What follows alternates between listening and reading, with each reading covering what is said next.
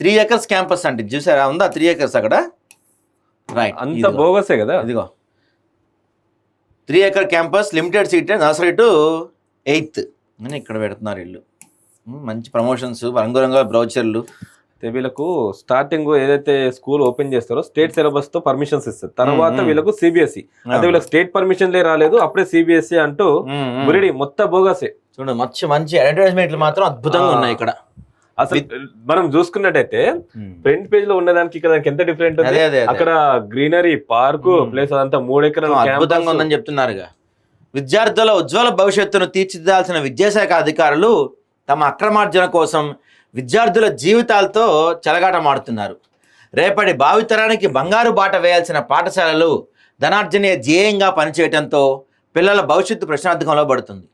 విద్యాశాఖ అధికారులు డబ్బులకు ఆశపడటంతో ప్రైవేటు పాఠశాల యాజమాన్యాలు ఇష్టరాజ్యంగా వ్యవహరిస్తూ విద్యార్థుల తల్లిదండ్రులు దోచుకుంటున్నారు. ఇలాంటి ఒక పాఠశాల ఉదంతమే నేడు ఆదాబ్ హైదరాబాద్ మీ ముందుకు తీసుకొస్తుంది. నగరంలోని ఉప్పల్ బగాయత్లో తాజాగా స్కాలర్ వరల్డ్ పేరుతో ఒక పాఠశాల ఏర్పాటు చేస్తున్నారు.